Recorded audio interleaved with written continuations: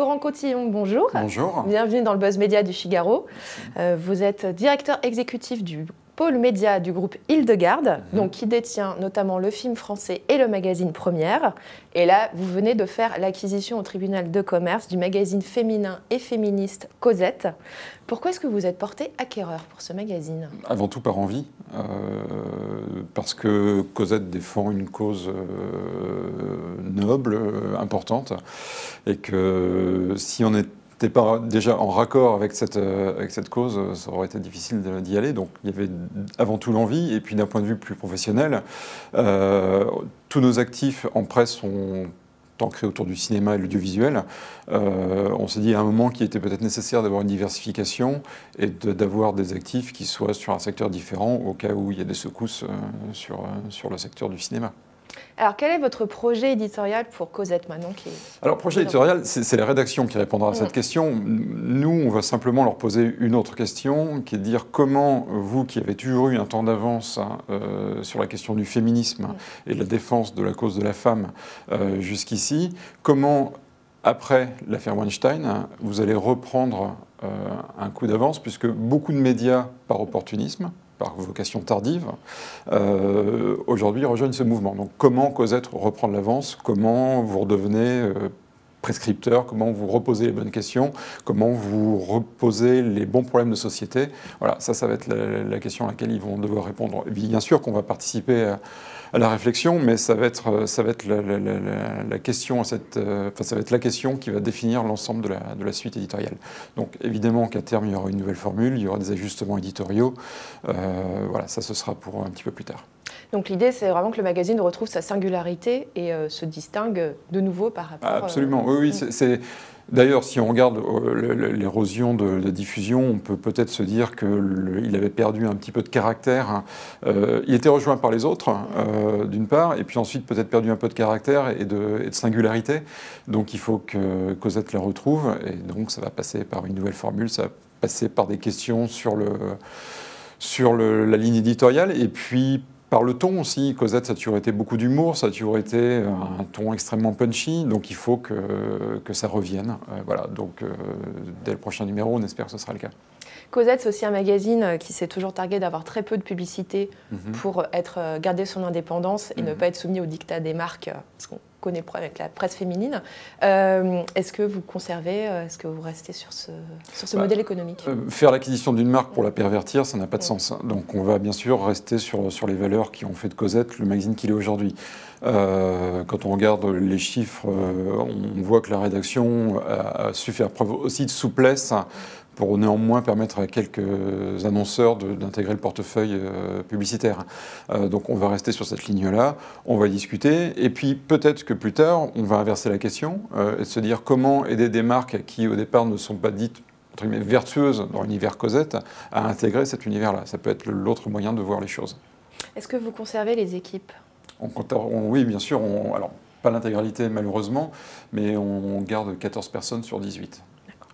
La presse féminine ne se porte pas très bien. Là, ces dernières semaines, Glamour ou Grazia ont annoncé des refontes éditoriales assez profondes et voient pas mal leur avenir sur Internet. Qu'est-ce qu'il en est de Cosette? Écoutez, la diffusion a baissé, c'est ce que je vous ai expliqué. Malgré tout, on sent qu'il n'y a pas un travail colossal à opérer pour pouvoir redresser. Donc il y a deux choses. Il y a déjà un travail de restructuration, notamment au niveau des abonnements, puisqu'il y avait un gros chantier qui était un peu en jachère, donc on va travailler là-dessus. Et il y a un vrai potentiel.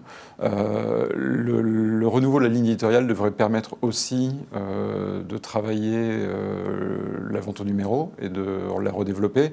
Et puis derrière, on va surtout investir en marketing et en recrutement d'abonnements et en vente au numéro pour pouvoir soutenir tout ça. Donc ça va être vraiment pour nous un élément essentiel. Ensuite, il faudra qu'on essaye de se diversifier, d'avoir une vraie politique digitale. Il n'y en a pas aujourd'hui. Et paradoxalement, il y a une grosse communauté Facebook, mais il n'y a pas de site à proprement parler. Il y en a un, mais qui n'a pas de trafic ou très peu. Donc on va évidemment travailler là-dessus, probablement en s'orientant vers un modèle freemium, et puis avoir une vraie rédaction digitale, enfin un vrai travail éditorial sur le digital, qu'il soit en vidéo ou qu'il soit écrit. En moins de 2 ans, le groupe Hildegarde donc, a racheté Première, Studio Ciné Live et maintenant Cosette. D'où vient cette boulimie de rachat? Alors, c'est des phénomènes différents. C'est-à-dire qu'on ne peut pas identifier le rachat de Studio Ciné Live à celui de Cosette, ce n'est pas les mêmes logiques. Le rachat de Studio Ciné Live, c'était un souci de rationalisation de la presse marché, enfin de la presse cinéma grand public, et de faire porter l'essentiel de nos efforts sur Première. Donc c'est ce qu'on a fait. Donc vraiment là, ça répondait à une logique différente.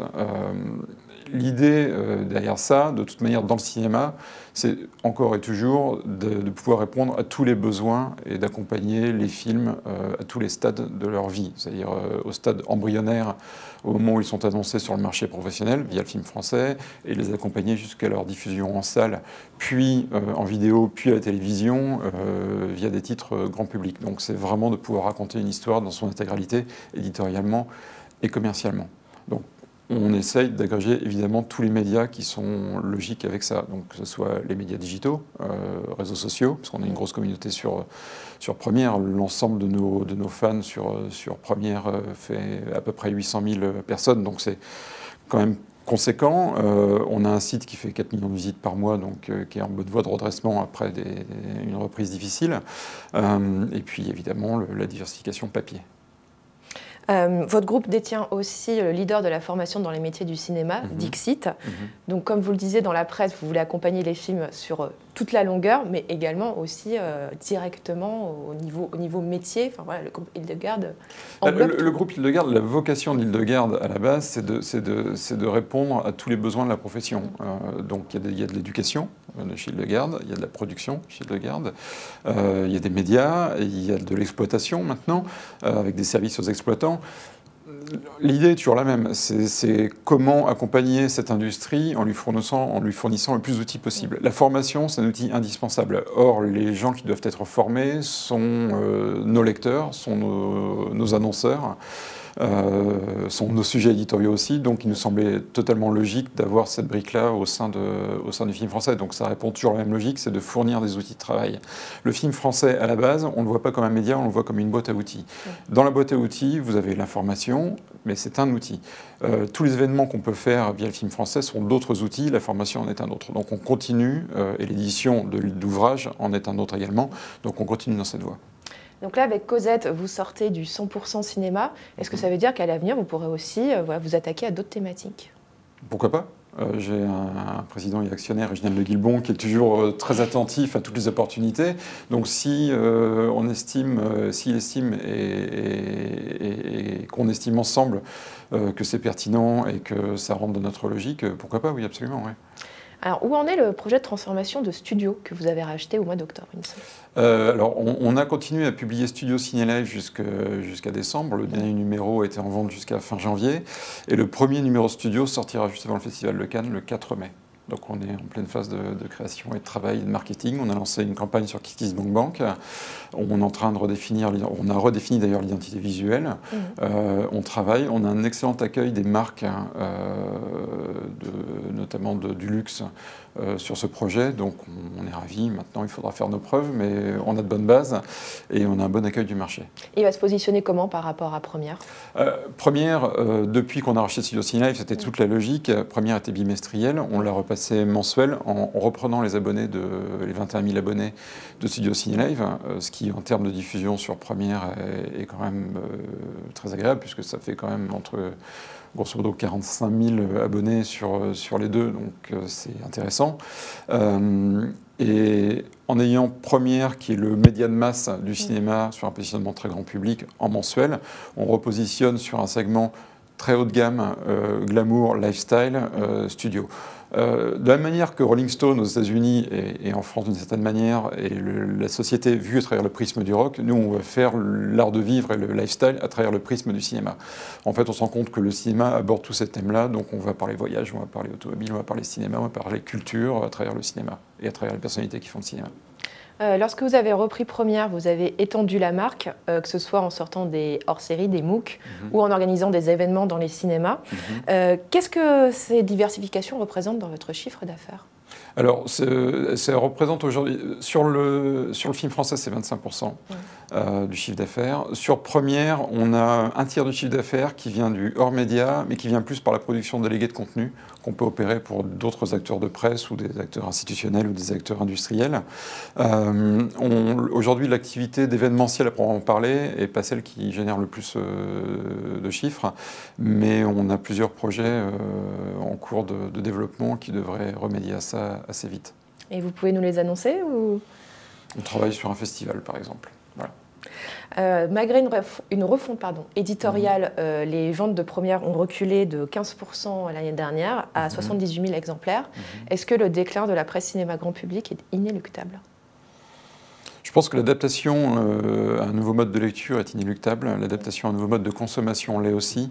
Il faut trouver le bon ton. En fait, si on regarde la diffusion kiosque, elle est plutôt très satisfaisante. À part un accident sur un numéro, sur l'exercice écoulé, enfin sur l'année écoulée, on est quand même exactement dans nos objectifs. Donc ça, c'est très intéressant. Ensuite, on a souffert sur l'abonnement. L'abonnement, comme vous le savez, il y a toujours un mouvement d'inertie qui est très difficile à réinverser. Donc on a souffert de cette inertie. On est en train de repartir sur notre dynamique et le fait de réintégrer 21 000 abonnés nous aide évidemment là-dedans. Donc ça nous permet en diffusion de repasser le cap des 100 000 exemplaires très très vite. À quel horizon ? De toute manière, mécaniquement, quasi à horizon 1 an. Laurent Cotillon, merci beaucoup. Merci à vous. Et merci on vous retrouve.